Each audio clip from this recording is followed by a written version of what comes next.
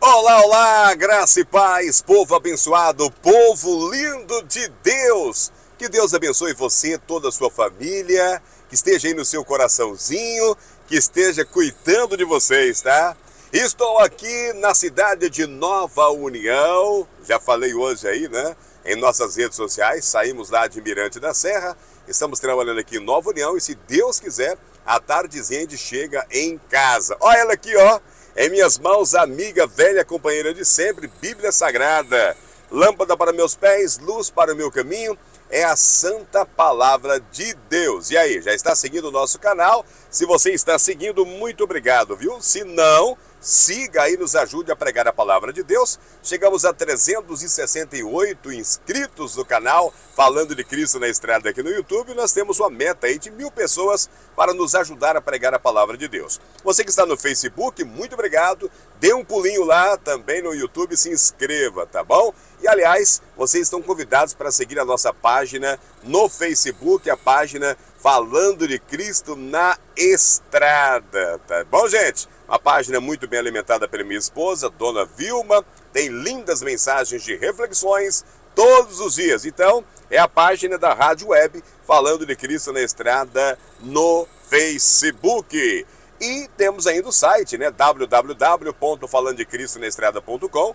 Além de informações, você tem também ali a nossa rádio tocando hinos 24 horas. Se você não me conhece, eu sou Vanderlei Francisco. Se me conhece, Vanderlei Francisco também. Um prazer estar aqui com vocês. E esse trimestre, né, nós estamos estudando esse tema, Provados pelo Fogo, julho, agosto e ainda no mês de setembro, né? É claro que eu estudo toda semana os temas, mas aqui no canal eu estou trazendo alguns temas que, ao meu ver, aí, né, complicou um pouco aí nas classes, né, de estudos, e a gente está trazendo aí para dar uma clareada na sua mente, fazer você refletir, né?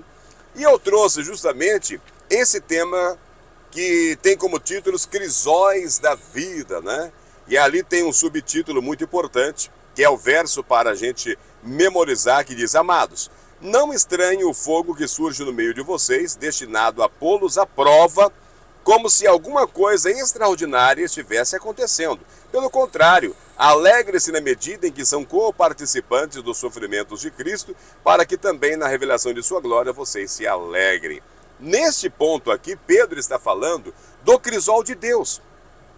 Crisol é aquele recipiente, né, aquele cadim, onde é colocado ali produtos químicos, e entre eles também minerais, né, o ouro, a prata, e é aquecido o fogo justamente para purificar, para tirar a impureza e para demonstrar a beleza do produto. Aplicando na vida do crente, nós somos colocados nesse crisol para evidenciar as nossas qualidades, para mostrar a presença, a imagem de Cristo em nós. Porque nós somos feitos à imagem e à semelhança de Deus, né? Agora o pecado borrou, o pecado tem escondido a face de Deus de nós, ou através de nós, né? E nós somos purificados justamente para isso, para parecermos mais com Jesus Cristo, o qual nós somos seguidores. Discípulo é ser um seguidor, fazer o que o mestre fazia.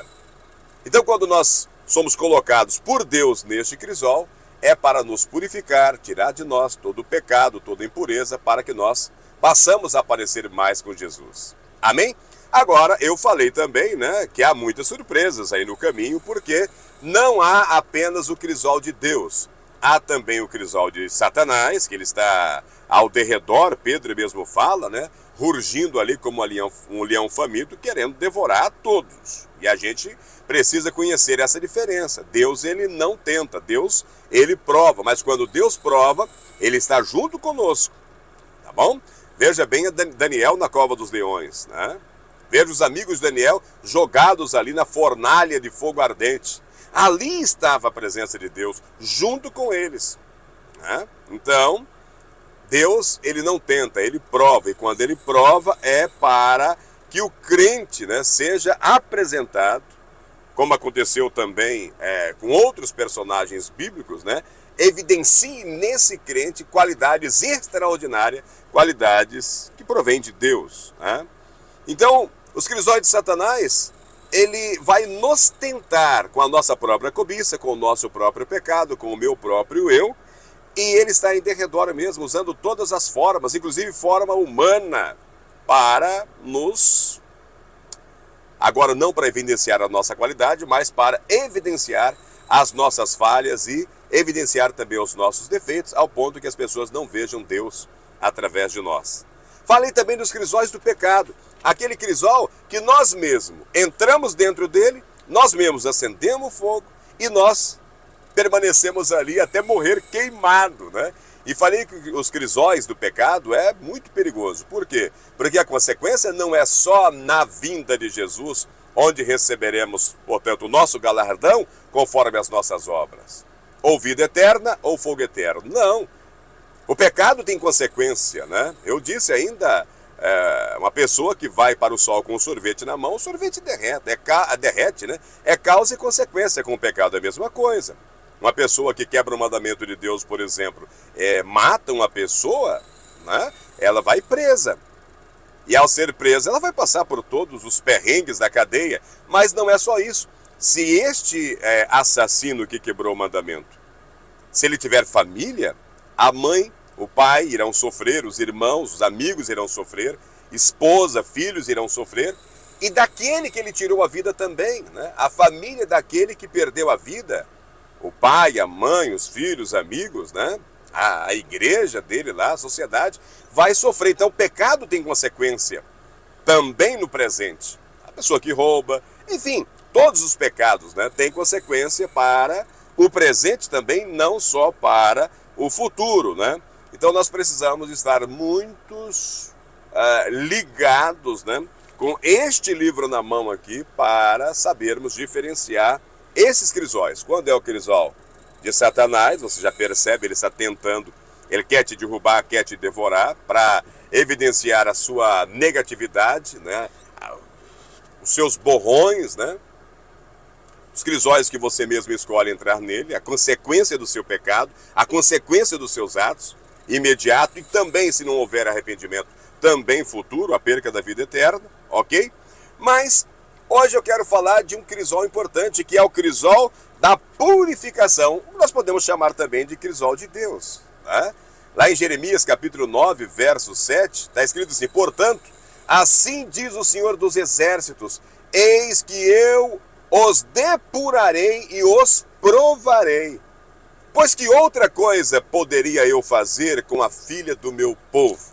Eu já disse para vocês aqui, né, que nós nos colocamos, e de maneira verdadeira, nós nos colocamos como os filhos de Deus. Nós somos filhos de Deus. E o pai, ele corrige, né?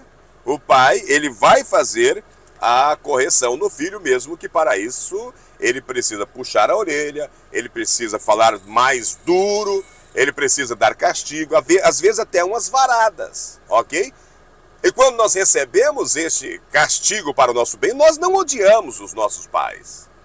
Deus também faz essas correções, às vezes dói, mas nós não podemos odiar, nem desprezar, nem se afastar de Deus, porque nós somos corrigidos como um pai corrige um filho, como um pai que ama e quer o melhor para o seu filho. Deus faz a correção. Agora Israel, de maneira, agora no plural, né?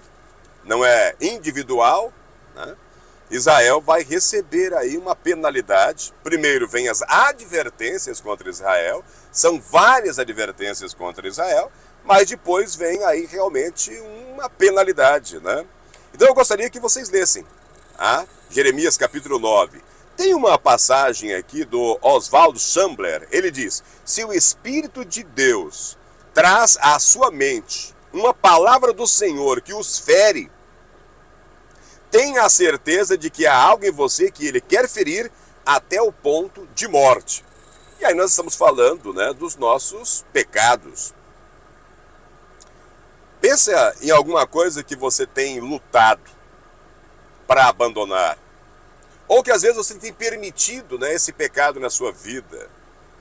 Talvez você ache que é só você que sabe Mas Deus sabe de tudo, nós não conseguimos enganar a Deus.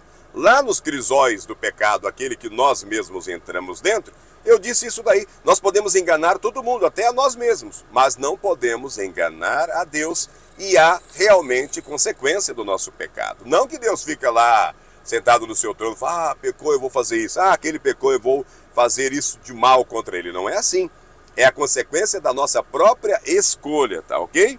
Mas quando Deus, você está numa igreja ou em qualquer lugar que Deus envia uma mensagem que fere, né, o seu sentimento, o seu coração, é porque Ele quer matar aquele pecado em você. Ele quer arrancar aquele pecado, Ele quer te limpar, né, essa impureza para que você se torne uma pessoa melhor, tá?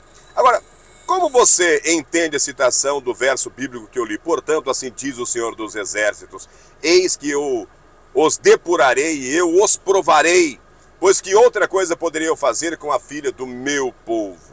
Como é que você entende, né, esse verso aí? Eu disse aqui, né? Nós temos que pensar em tudo aquilo que nos afasta de Deus e que nós mesmos não temos força para abandonar, para arrancar. Nós oramos e pedimos a Deus. E Deus, de alguma forma, Ele vai atender a seu pedido e Ele vai agir, né? Agora, o que te afasta das pessoas também? Porque quando nós falamos de fé, fé é amar a Deus e também amar as outras pessoas, que também são filhas de Deus. Então o que te afasta das outras pessoas? O que está causando? Qual é o mal que está causando essa separação? Deixando a esposa magoada, o esposo, né? Quais hábitos, quais costumes, quais pecados você precisa arrancar da sua vida e não tem força? E que esse costume, este hábito, esse pecado tenha afastado as pessoas de você, né? Deus também, Ele vai agir. Ele vai de todas as formas. Pode ser o orgulho, pode ser um vício, pode ser um pecado, pode ser a própria cobiça, né? Então Deus, Ele age, Ele te purifica e às vezes isso dói, tá? Jeremias 9, do capítulo 7 ao verso 16, para encerrar, é muito forte essa leitura, mas eu gostaria de estar lendo com você, que você permaneça aí em atitude de oração, tá? Jeremias capítulo 9, a partir do verso 6, é pesado essa leitura, a partir do verso 7, Jeremias 9, de 7 a 16, Deus ali vai dizer, eu depurarei, eu fundirei, né? Eu provarei Judá, eu provarei Jerusalém. Agora, a gente vai ver ali também quais são as duas razões de Deus, né, para isso, e também como aconteceria o refinamento do povo de Deus. Portanto, assim diz o Senhor dos Exércitos, eis que eu os acrisolarei, vai colocar no crisol, tá? E os provarei, porque de outra maneira procederia eu com a filha do meu povo. Flecha mortífera é a língua deles, falam engano com a boca, fala cada um de paz com o seu companheiro, mas no seu interior lhe arma ciladas. Acaso por essas coisas não os castigarei? Diz o Senhor. Ou não me vingarei eu de nação tal como estas? Pelos montes levantarei choro e pranto, e pelas pastagens do deserto, lamentação, porque já estão queimadas e ninguém passa por elas. Já não se ouve ali o mugido de gado, tanto as aves dos céus como os animais fugiram e se foram. Farei de Jerusalém montões de ruínas, morada de chacais, e da cidade de Judá farei uma assolação de sorte que fiquem desabitadas. Quem é o homem sábio que entenda isto? E a quem falou a boca do Senhor? Homem que possa explicar por que razão pereceu a terra e se queimou como deserto, de sorte que ninguém passou por ali? Respondeu o Senhor, porque deixaram a minha lei, que pus perante eles, e não deram ouvidos ao que eu disse, nem andaram nela. Antes andaram na dureza do seu coração e seguiram os Balaíns, como lhes ensinaram seus pais. Portanto, assim diz o Senhor dos Exércitos, Deus de Israel, eis que alimentarei este povo com absinto e lhe darei a beber água venenosa. Espalhá-lo-eis entre nações, que nem eles nem seus pais conheceram. E enviarei a espada após eles, até que eu venha a consumi-los. Uau! Que texto forte, né? Deus é um Deus de amor, mas Deus é um Deus de justiça, tá bom? É longânimo, é paciente, mas não brinquem com Deus, né? O que aconteceu então aqui? Vou repetir. Jeremias 9, 17 a 16. Deus diz, eu depurarei. Vou colocar esse povo aí no crisol. Ah? Depois ele fala ali no verso 7, eu provarei Judá e Jerusalém. E aí ele deu ali algumas razões, né? Porque o povo deixou a lei de Deus, deixou de seguir a lei de Deus e passou a seguir os balaíns, os ensinos dos seus pais. Ok? Depois, como é que iria acontecer o refinamento, né? Então, irmãos, nós vemos que aquele povo passou por isso porque quiseram. Não precisava ser assim. Aconteceu porque eles deixaram a lei de Deus. Eles não quiseram ouvir a palavra de Deus. E Deus iria espalhar eles entre as nações. E aconteceu, né? No ano 722, as 10 tribos foi entregue à Síria, né? Alguns anos depois, Judá, Jerusalém foi entregue ali à Babilônia, né? Então eles foram acrisolados. E por que você, por que eu, por que pensamos que com a gente é diferente, né? Que nós podemos fazer o que quisermos, podemos quebrar a lei de Deus, podemos desobedecer a lei de Deus, podemos viver a nossa maneira que nada vai acontecer. Nós estamos, quem pensa assim, está enganado, né? Então o autor aqui diz, aprove o refinamento divino envolve uma ação drástica, dramática, né?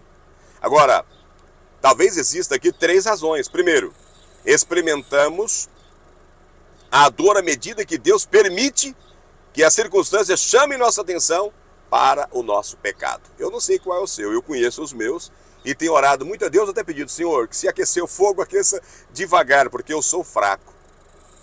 Eu sou dependente do Espírito Santo. Eu preciso de Ti para que não só limpe, mas que também me ajude a evitar o pecado.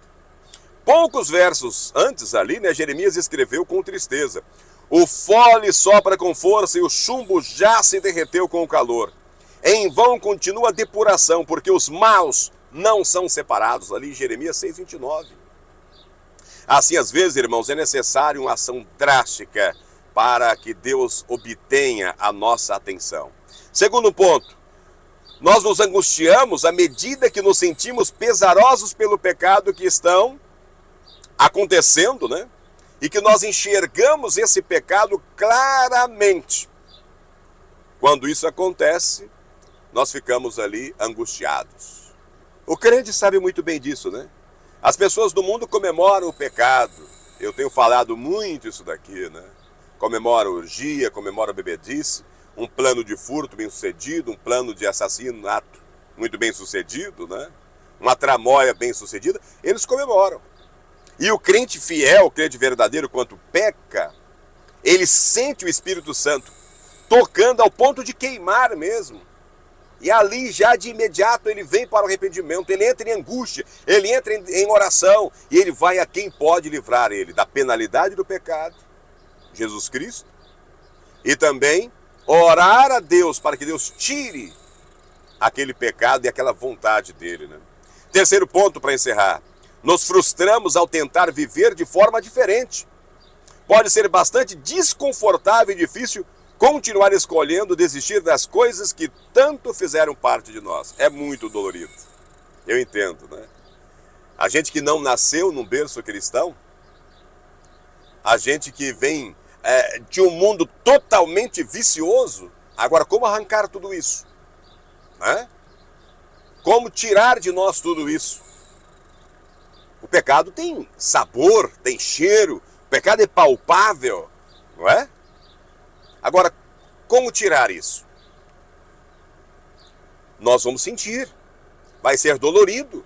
Práticas que antes fazíamos e agora não fazemos mais, porque somos representantes de Cristo, dói. E dói muito, né? Mas nós precisamos entender que a nossa glória, o nosso galardão, o nosso prazer total está na vinda de Jesus. A nossa fé nos direciona para a vida de Jesus Cristo, o seu ministério e o seu retorno para nos buscar, para levar para o céu e depois para o paraíso prometido. Nós podemos ter aqui pela fé milagres, curas, podemos ter prosperidade, podemos ter saúde, podemos vencer muitas coisas pela fé, mas o alvo é a salvação eterna. E para isso, nós nos colocamos à disposição de Deus. Você já ouviu muito isso, como o ourives que trabalha, né? Pega ali aquele minério bruto e lapida, como um diamante, como ouro, e deixa uma peça linda, maravilhosa, valiosa, ok? Mas também como o oleiro, né? Que pega o barro e começa a dar forma. E que forma é essa? A presença de Cristo em nós. Ele está trabalhando na minha e na sua vida para que nós pareçamos mais com Ele dia a dia. Amém? Que Deus possa abençoar ricamente você, abençoar a sua família.